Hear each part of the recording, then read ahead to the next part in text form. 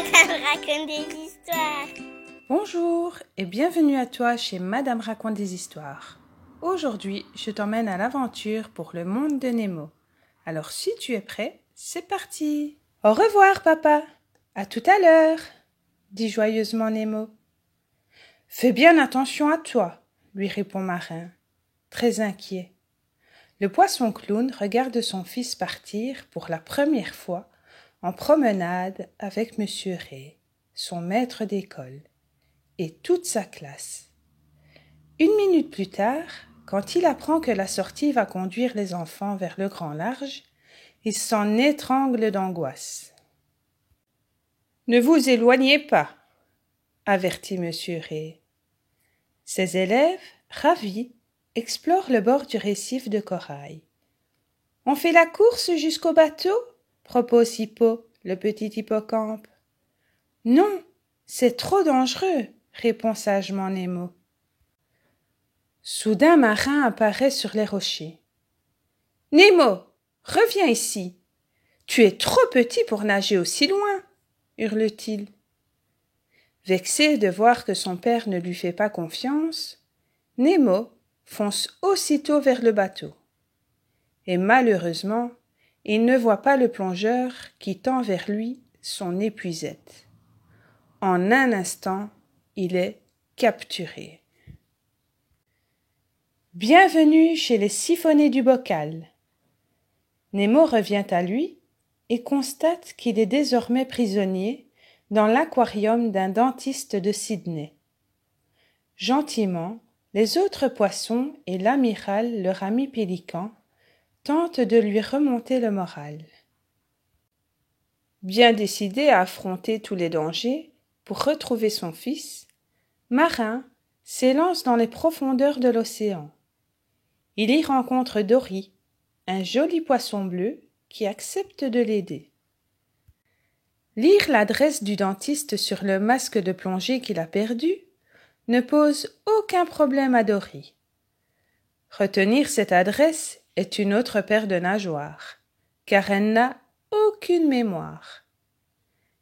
Mais ce ne sera pas le plus gros problème que Marin rencontrera.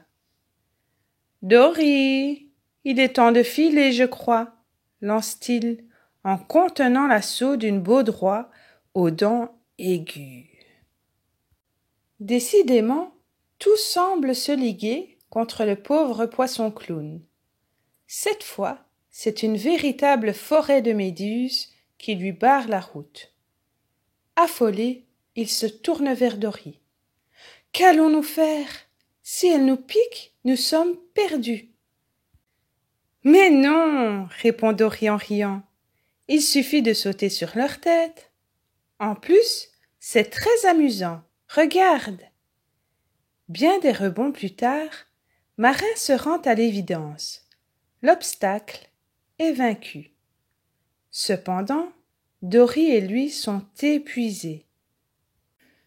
Heureusement, un groupe de tortues de mer les recueille. « En route vers Sydney. »« Qu'allez-vous faire là-bas » demande Crush à son passager. « Chercher mon fils » répond Marin, avant de lui raconter l'enlèvement de Nemo. Bientôt répétée d'une tortue à l'autre, toute son aventure se répand parmi les habitants de l'océan. Si bien qu'elle atteint même les oreilles de l'amiral, l'ami des siphonnés du bocal. Du coup, lorsqu'il aperçoit Marin et Dory dans le port de Sydney, il ouvre grand son bec et pique droit sur eux. « Je sais où est Nemo » leur dit-il en les sauvant d'une armée de mouettes affamées. Pas sûr que ces 2 passagers qui hurlent de peur l'aient bien entendu. « Trop tard !» gémit Marin alors qu'ils entrent dans le cabinet dentaire. Ventre en l'air, Nemo est immobile dans un petit sachet plein d'eau. Dès qu'elle voit l'amiral, Darla, la nièce du dentiste, se met à gigoter. Nemo est son cadeau. Enfin, ça, c'est ce qu'elle croit, car avec ses nouveaux amis, Nemo a concocté un plan. Faire le mort puis s'échapper par une canalisation. Et l'arrivée de l'amiral lui permet de le réaliser, puisque Darla, sans le vouloir, troue le sachet. Aussitôt, Nemo en jaillit et atterrit pile dans l'évier. Au bout du tuyau, la liberté. À condition, évidemment, d'éviter les pinces des crabes goulus. Ce que fait Nemo, sans voir son père qui, non loin, nage tristement vers l'océan. « Comment t'appelles-tu, petit ?» lui demande alors un joli poisson bleu, qui semble un peu perdu dans les parages. « Nemo, » répond le petit poisson. Alors le poisson bleu se souvient et sourit. « Nemo, je suis Dory. On t'a cherché partout avec ton père.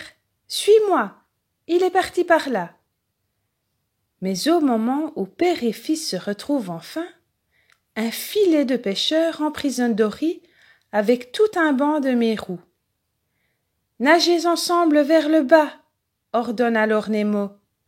Les poissons obéissent et le filet cède. Marin est très impressionné. Si impressionné qu'après leur retour sur la grande barrière de corail, il promet à Nemo, devant témoin, et quel témoin, car Bruce le requin végétarien est là, avec ses copains, de ne plus jamais hésiter à lui faire confiance. Cette promesse, même Dory ne l'oubliera jamais. Si tu as aimé cette histoire, n'oublie pas de mettre un gros pouce bleu et de t'abonner à la chaîne. Gros bisous, à bientôt!